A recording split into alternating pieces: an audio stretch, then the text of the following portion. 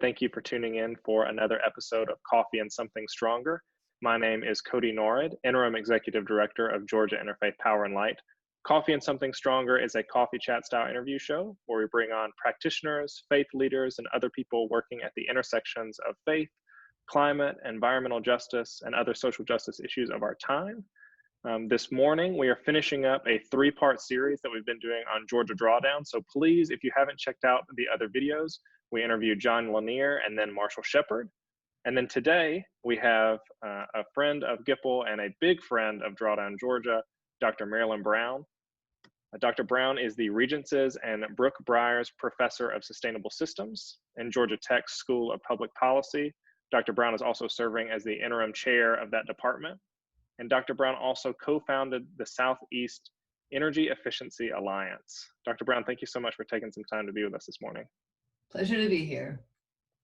So first off, why don't you tell us a little bit about yourself and how you got into kind of working at the intersections of policy and sustainable systems and then got into this Drawdown Georgia project? Yeah.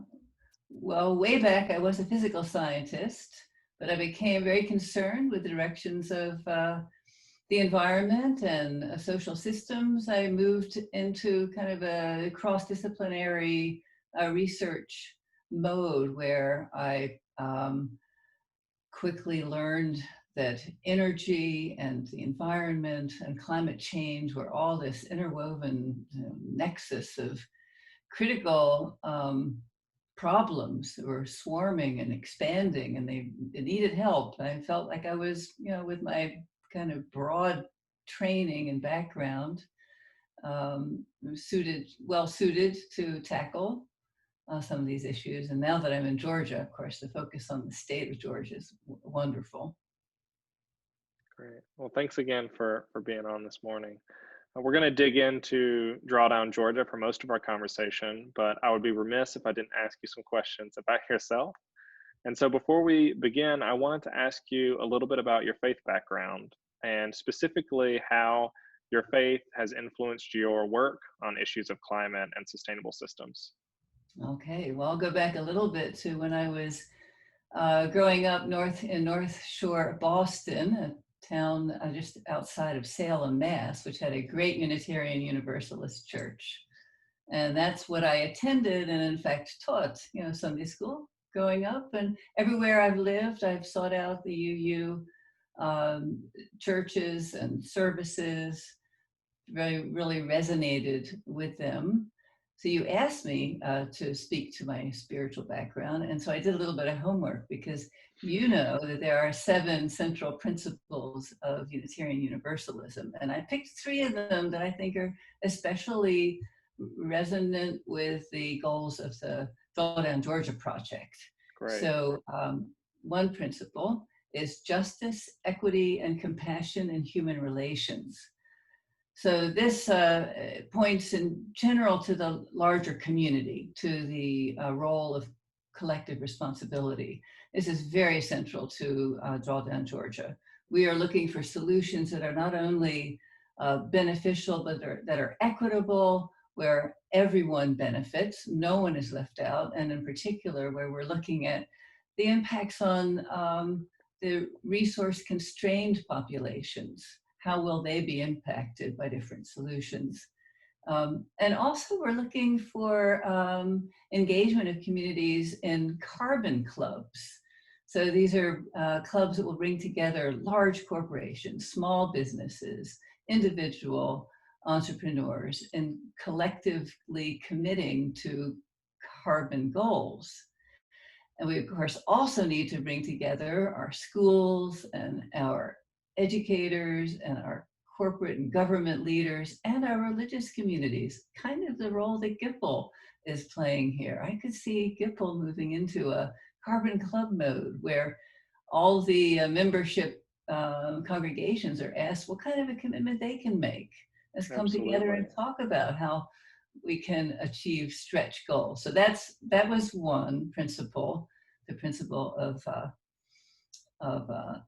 justice, equity, and compassion. Second principle I particularly resonate with Drawdown Georgia is a free and responsible search for truth and meaning. We are privileged to have the resources to pursue life beyond the day-to-day means of survival, to search for truth and meaning. And that is what we're doing in this project. We are applying scientific principles to ask questions about what the best solutions are. And we're starting with lists of hundreds that have been championed by many. And we're asking, well, do they work in Georgia? And what kind of impacts might they have? So we are applying rigorous systems of decision-making and science to look at what the possibilities are, to explore the possibilities. How can we shift from a steady increase of greenhouse gas emissions and the climate disruption that that's bringing to a future where we bend the curve and bring them down, those emissions down? So very much a scientific enterprise and consistent with that principle. And the last principle is actually the seventh principle, and that's respect for the interdependent web of all existence, of which we are a part. And this refers to concepts such as the spirit of life and the oneness of existence. And in the domain of Drawdown, Georgia, it refers to our emphasis on the impact of climate change on all of the environment, on people, but also animals and plants and the ecosystem. Our ecosystem thrives on clean air and clean water, and they're harmed just as we are when air and water are polluted, and when we have to deal with climate disruptions like floods and forest fires, hurricanes, and sea level rise. So this interdependent web is very consistent with our broad approach to looking at drawdown options in Georgia. Yeah, thank you for offering some of your spiritual foundations and some of the foundations for this work. I mentioned that you were one of the co-founders of the Southeast Energy Efficiency Alliance, and one of the reasons why I think that's important is because you and many others have been at the work of trying to figure out how are the ways that we can implement some of these solutions long before Drawdown Georgia was an idea for a project. And so I wonder if you could talk to why the founding of the Southeast Energy Efficiency Alliance was important and some of these other steps that kind of led the way for Drawdown Georgia the way that we have it now. Mm-hmm. Well, when I was at Oak Ridge National Laboratory, where I worked for 2 decades and was funded by the Department of Energy, the Department of Energy asked for a regional assessment of how different parts of the country were doing with respect to energy efficiency. And all of the regions of the country had a regional energy efficiency association, except for the Southeast.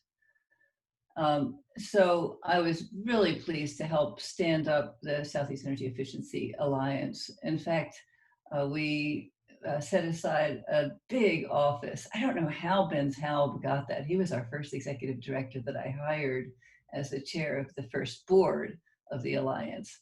But he got this fantastic, spacious, full of windows and new furniture office for 2 years. And that just set the stage for the great work that that association has done for the 15 years or so that it's been in operation. So yeah, really pleased Mandy Mahoney's at its helm now, and it has just been a rising star among the regional efforts that make up the set that work across the US now. Definitely. So in an article that came out pretty recently talking about Georgia Drawdown, I wanted to offer up just a quote that you gave to that article to set the stage. You said, "Our work shows Georgia already has the necessary tools to reduce its carbon emissions by 1/3 in the next 10 years, and do it in a way that does not harm the economy." You go on to say, "These proposals actually can pay for themselves and create a healthier, more prosperous state. In fact, adopting these goals can put Georgia on a path to sustainably meeting the climate goals presented by the Intergovernmental Panel on Climate Change and the Paris Accord." So this sets us up pretty hopeful for what Drawdown Georgia can offer, and it sets the stage to suggest that Georgia already has much of what it needs to accomplish these goals. To get into Drawdown Georgia, I mean, I'll ask you to explain a little bit about the program, but in particular, I know that Drawdown Georgia has identified 5 sectors in which most of these solutions sit, things like electricity, building and materials, food and ag, land and transportation. And I wonder if you could say a little bit about generally the project of Drawdown Georgia and how these 5 sectors were chosen. Mm-hmm, mm-hmm.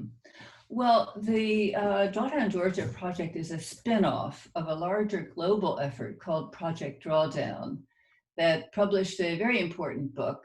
It's right there in my office, that identified the best solutions for reducing greenhouse gas emissions across the globe.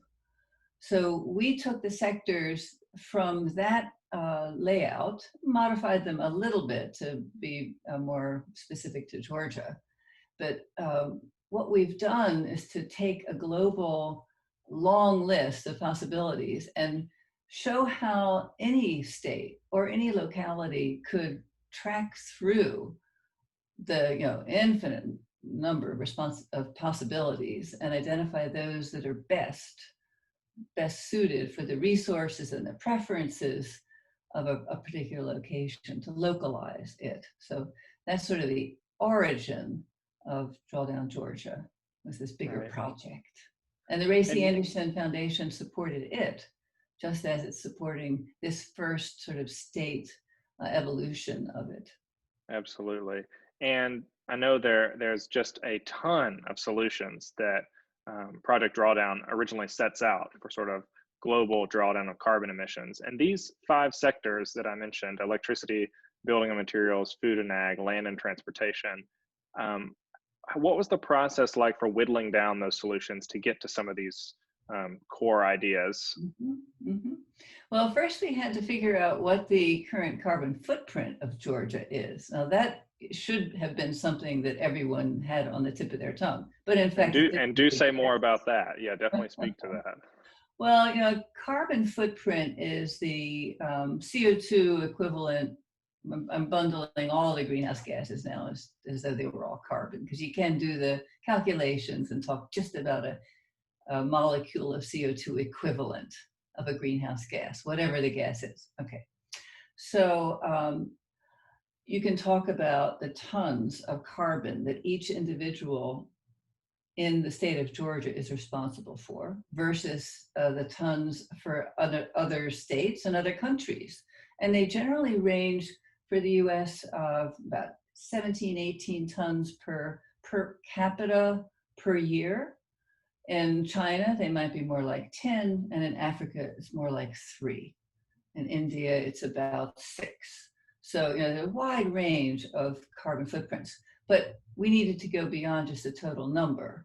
We also needed to know how the emissions were being emitted, what the source of the emissions are, what parts of the economy, what kinds of human activities were leading to the emissions, and also how much of the land and water sinks were absorbing CO2, so that we could take into account both parts of the equation, how much we're emitting and how much we're absorbing. So we pulled together, our footprint is unfortunately now a year out of date. It's for 2017. The data is now available for 2018. We looked at it and said, it's pretty similar to where it was. Now today it would be quite different in 2020. Things have remarkably changed. But in the year 2017 and 18, electricity and transportation are the biggest sources of emissions. And you also have industry, which manufactures the materials that go into production. Forests and ag soils take up about 46 million tons. Now, first I should start out with the totality of tons of CO2. For Georgia, it's a little more than 100 million tons a year. 122, 125 is the number we've been using. So we have forests and ag soils that are absorbing 46 million tons, which I've taken off the top. by the way. It would be that much more if we weren't absorbing. So our I see. footprint would Okay. be more like 160 or 70 million tons. But we've got the benefit of so much forests in particular.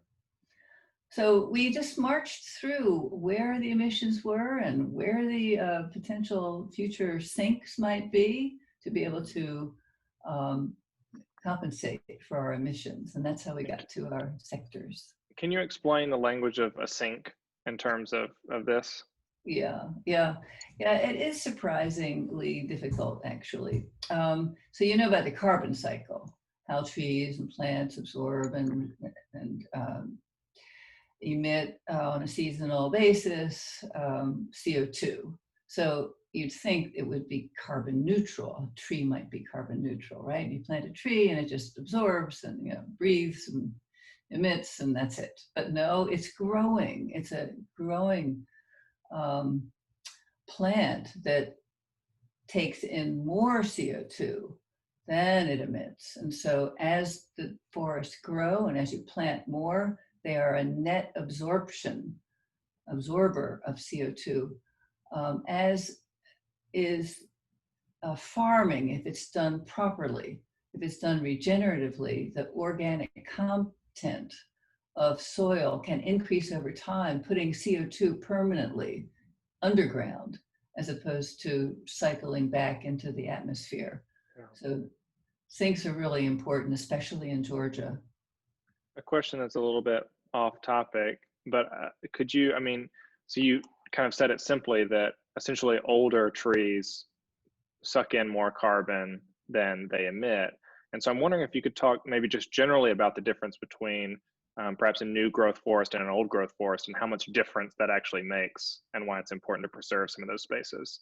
Yeah, well, first I have to give you a cautionary note that this is not my field of science. Of course.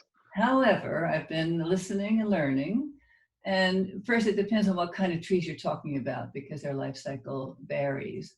The University of Georgia team of Jackie Mohan and Puneet Dwivedi talk about loblolly pines and variety of hardwoods as being pretty good in terms of good candidates for reforesting. So they take about 20 years or so for the largest portion of their growth to continue, but they live longer than that.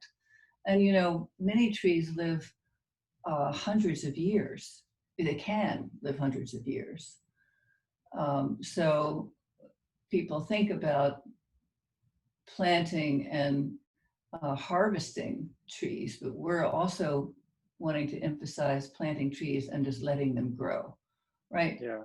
The reason I asked the question is we often talk a lot about, we're going to talk about this as we get into solutions now, but congregations own a lot of land and a lot of buildings. And so one of the things that they can do is collectively, when you're talking about planting trees, you can get quite a lot done with the millions of acres that congregations own or have authority over. Did not know that. Yeah. And of course, the more you can make products out of the forests that grow. For instance, cross-laminated timber is increasingly seen as a very good investment for building mid-rise buildings. 6 to 10 stories now, something like that. These are the beams that are utilized in Georgia Tech's Candida building, if I'm not mistaken. That's right. Yeah. While they do require you to cut down a tree, they also create a market for forests. And so it promotes forest reforestation because there are entrepreneurs that know that there will be a product in the end for the mature wood. Yeah, so lots of good products. Well, let's dive in a little bit. We wanted to spend some time together talking about some of the solutions that are presented in Drawdown, Georgia, and how equity plays into those solutions and some of the policy opportunities and barriers for each. And so we've already talked a little bit generally about how issues of energy burden or energy equity or environmental justice intersect with the work of Drawdown Georgia. So let's just dive into it. And I guess let's start with energy production. Rooftop solar is a hot topic in Georgia. There's been a lot of rooftop solarize campaigns allowing communities and businesses and nonprofits to get more rooftop solar. We've seen some policy change recently allowing for a little bit more rooftop solar access with things like monthly netting. But I wonder if you could talk us through the solution. Yeah. Well, you've spelled it out very nicely. The solarized programs have been quite successful in urban areas. Of course, rooftop solar is going to require existing buildings. And so when you look across the state of Georgia, the rooftop solar solution is really principally an urban solution. It's harder to run these programs in small towns. It's difficult to get the material there and make it cost effective. So the solarized programs like the ones in Atlanta and Savannah and across the state have been very helpful because they pre-select vendors who are seen as least cost and dependable, and they cut through some of the administrative red tape. So the homeowner like me, I've got them thanks to Solarize Atlanta, because it was easy. You could do it easily. The contracting was predictable, and I thought very well reviewed. The problem is that it's not possible to put it's not possible for tenants and renters to be owners of rooftop solar. It's difficult. The business arrangements to make that happen are complicated. They are able to buy into community scale solar, so they can become a partial owner of some rooftop place somewhere. But usually what that means is that they're just sending their money out to some other place to offset the costs of an operation on somebody else's property. So that's one of the difficulties. Now we're working through various creative arrangements whereby rental units can be co-invested in rooftop solar. It's possible. The mechanisms, the contracting has to be worked out.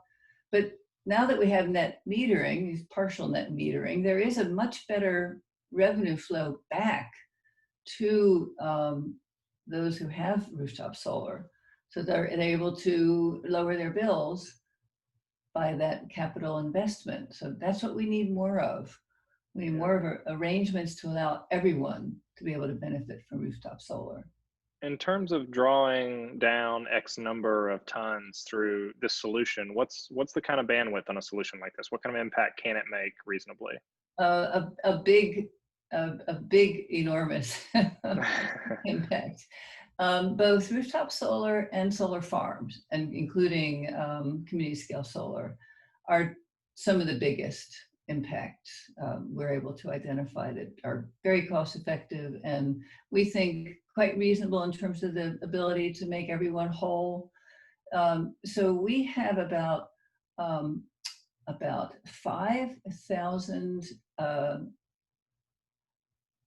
let's see, about 1,000 rooftop solar homes today. The deal with net metering is pre-approved for up to 5,000 homes. I hope we're going to be at 5,000 very quickly, because 1,000 seems like a very small number. But we can be residential rooftop systems are actually a small portion of the total rooftop solar that can be delivered. The bigger opportunity is all of the flat roofs on all of the commercial properties, which do exist in rural small towns as well as the big cities.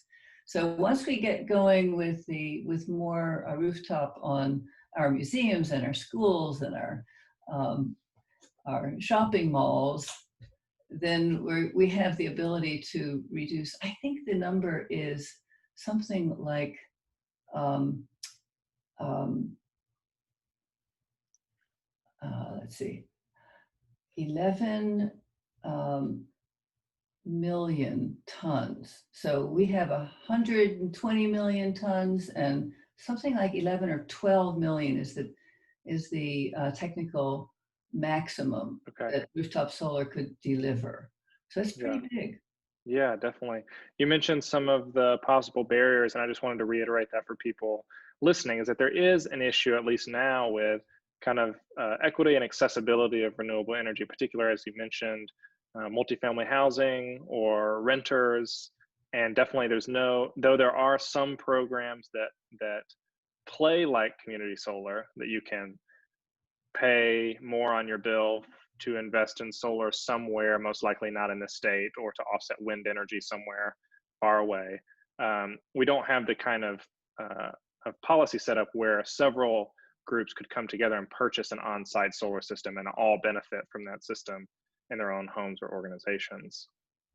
That's right. That's right. And also there is that upfront cost that you need to put down more than $10,000, of capital just to get started with even a very small system on a house. So if you have a modest house and you're of modest means, that's a real difficult first step to take. So it Absolutely. isn't very accessible. And the programs that have been providing financing to date have been the federal investment tax credit, which takes 30% off your costs. So if you happen to have a large tax burden, that is, you pay a lot in taxes, then you can reduce that tax burden through this 30% Right.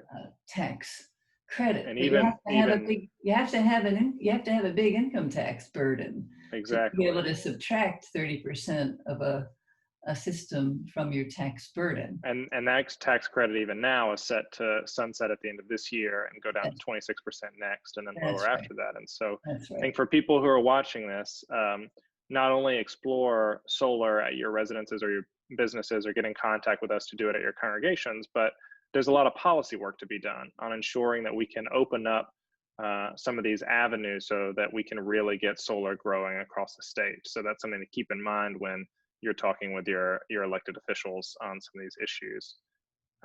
I'll move us just so that we can get through some of these solutions. I'll let you respond, but then I want to hear more about kind of electric vehicles. How do they play into this, and also the infrastructure for EVs?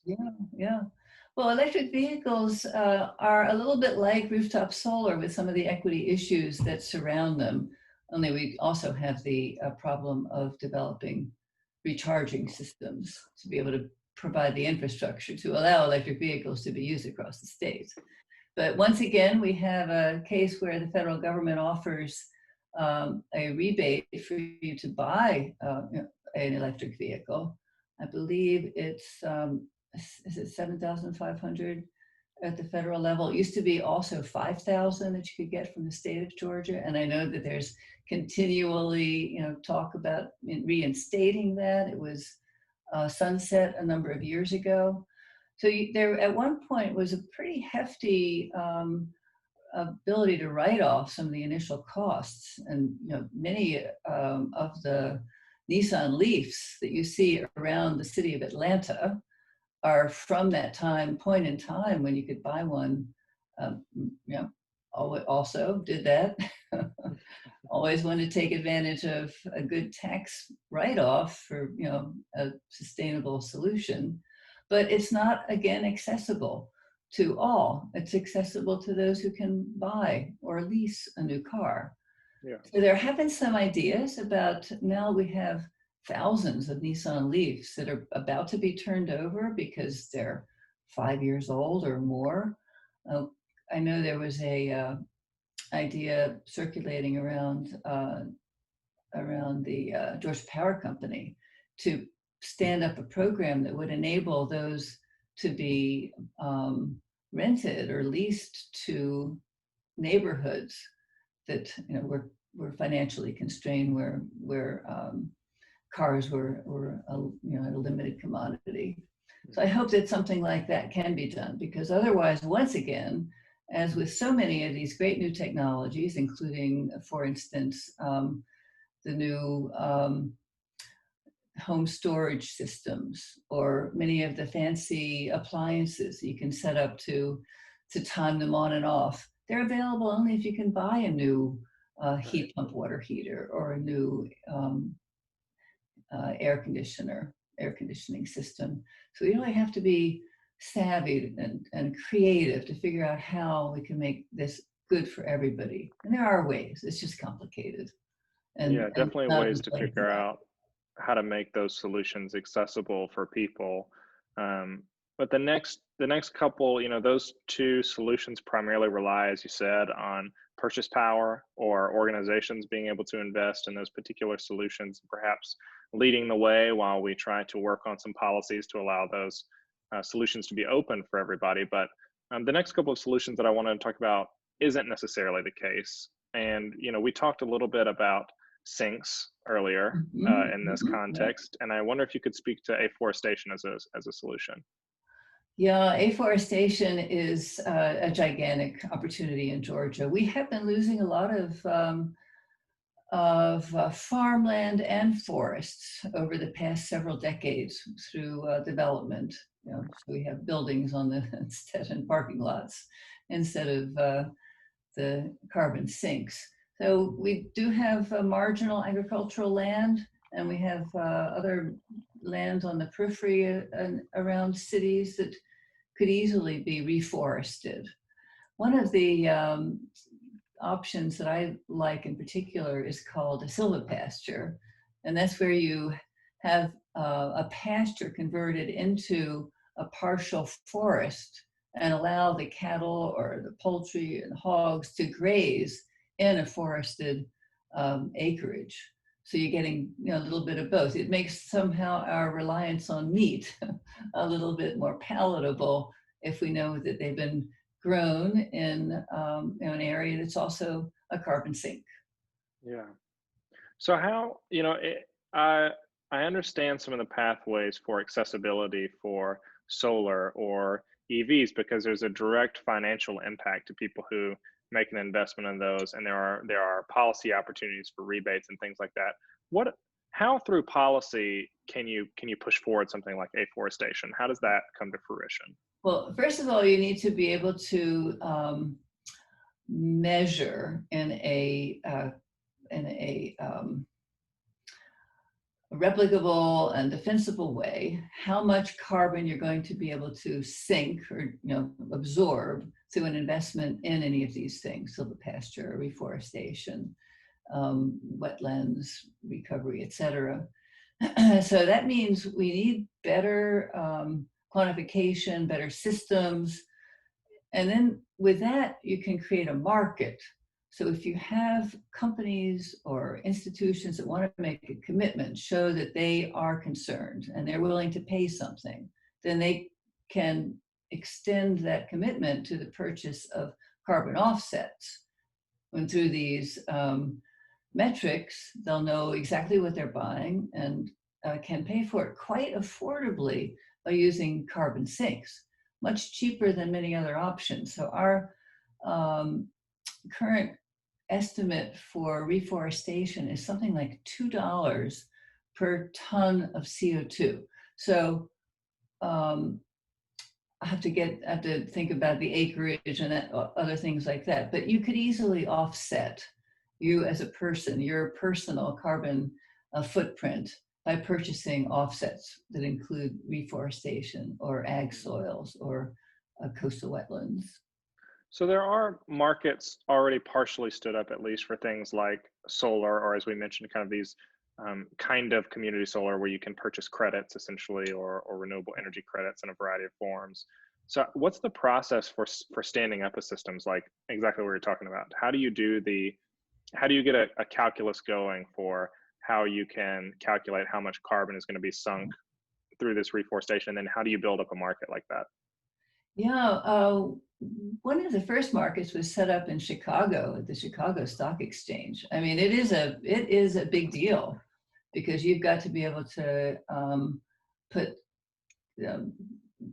systems out there that will guarantee that the investor gets a return or gets periodic reporting, et cetera. And then there have to be either nationally or regionally accepted systems of measurement. So there have been several stood up. We're a little bit behind on the curve in Georgia, so we can certainly take advantage of what other states and other regions have done for setting up markets. Yeah, that's helpful. Well, let's see if we can squeeze in a couple other solutions. So you mentioned actually kind of our reliance on meat, and I know that plant-based diet is one of the solutions that is included in Drawdown, Georgia. But kind of between plant-based diet and reducing food waste, there seems to be a lot of options there and potential. Mm-hmm. Mm-hmm. Now, one of the biggest benefits to reducing meat in your diet, to having more plant-rich diet, is public health. And so our UGA team has been putting a price tag on all the various kinds of illnesses that you can avoid, or the not only the mortality, but the morbidity benefits of a plant-rich diet. And it turns out to be one of the best ratios of benefits to costs. But I have also heard those who say they just can't possibly give up meat. So then we have to think about how our meat production can be made as carbon minimal as possible. So capturing the methane, if anything that goes into the landfill, capturing gas from it. So just doing a better job of dealing with the methane that's released in either landfills or cattle farms or pig sties, or And is landfill methane primarily the reason why reducing food waste is such a good solution? Landfill methane and reducing food waste are actually two competing solutions. Okay. Because the less you put into the landfill, the less of your food waste goes into the landfill, the less methane we have to capture and run a turbine with. In the meantime, I think over the next 10 years, there's enough of both that we have a solution there. We can reduce our food waste significantly and still have a lot of methane to capture and run our electricity systems off. But yeah, it's fun to think about how these interrelate. Eventually, a success with, say, food waste would mean we shut down all the landfill. Yeah. Methane collection. So one of the practical ways it seems like people can engage pretty easily is both by incorporating some days or habits that increase kind of plant-based diets, both as individuals, families, congregations, communities, and then more accurately determining how much you should purchase so as to limit food waste. I wanted to ask though, a lot of times when we think about reducing food waste, we're usually talking about how much does a household buy or a congregation buy, make sure that they're using what they need, not buying too much. But how does that translate over to actual kind of the food system? So thinking about grocery stores and restaurants, does that actually impact kind of the food chain up the ladder, or is there still the same amount of food that's going to be thrown away, say at the grocery store level or the farming level? Yeah, I think that the food waste is less when you look at the household than if you look at the amount that's lost en route during the supply chain and the grocery stores and distributors. And then when you add in the waste that occurs on the farm, where not all of the harvested food gets successused marketed and brought to the grocery store, there's a whole chain of opportunities that can be used to reduce. That's why food waste is one of the biggest options, and it's also one of the cheapest. Every pound of food that you don't waste is worth something like it's close to $1. You're saving $1 per pound for each item that you don't waste. That's actually a number that's been very, very carefully calculated by Sudha Harmani and Jeff Mullins at UGA. So they've looked at that whole set of steps That's and great. and that's what they've concluded. So it's you do save by Well, reducing, and like we also talked not throwing away the ugly food. That's a right. big deal. Well, Now we like have you a said, market for we ugly talk a lot tomatoes. about. Sorry, go ahead. Now we have a market for ugly tomatoes, right? That's right. That's right. We've talked a bit about how, reducing food waste is often seen as, I think, even when we talk about things like Food Waste Weekend, these big events, it can be quite helpful for thinking about food waste. We normally think about them on individual level. And as you said, some of the most impactful things actually happen in the supply chain. And so I'm curious for you, what are some policy levers that exist to change the actual food systems more than just individual choices? What can actually change the supply chain to make it more sustainable? Yeah, so it's motivations to get the grocery stores willing to take the time to move products that still have time available on their expiration sticker into the system to put it to use in the community. All right, so we need just a little bit of effort can open up a big source of food. It's such an important problem today. The food the food lines have grown and resources are limited. So we all really ought to be focusing on helping with that problem. Yeah. Dr. Brown, thank you for dedicating some of your time. I have just a couple of questions left to close us out. Everybody, please do take time and go to drawdownga.org to really dig into these different sectors and all of these solutions, some of the ones that we've talked about, but the other over 20 solutions that Drawdown Georgia selects and goes into detail about. Dr. Brown, how can people get more involved? And could you speak kind of a little bit about the crowd solving? I know that's a big thing with Drawdown Georgia and how people can get involved with that. Yep. Okay. Well, we have access to an app called Group It. And we're putting that app to work by trying to get people to log in and tell us anything that they're doing that's maybe somewhat notable, or what they've come across that's happening, that they've seen, a new compost system, something that they've discovered that they think might be a valuable source of, reaching the goals for Drawdown Georgia to curb the growth of CO2 in our state. Yeah, I think the Group It's a great way. Plus, at the drawdownga.org site, you can go ahead and sign up, and you can communicate through email also with Drawdown Georgia at Georgia Tech. That's great. Yeah, so I imagine if people are getting solar put on their house, or they're doing an energy efficiency retrofit in their congregation, it might be a good opportunity for them to share that solution. Something about it, something that worked, something to watch out for. It's a great way to collect that community of experience that we want. Yeah, that's great. I know that I've asked you a lot of policy questions. And so I wondered if there was one policy lever that you think could help get things started. What do you think is one of the most important things that we could do to push on? We need to put a price on carbon. So the products that you consume, which have carbon content, have required carbon in order to make them, are priced accordingly, priced according to the damages that the emission of CO2 imposes on our environment and our ecosystem.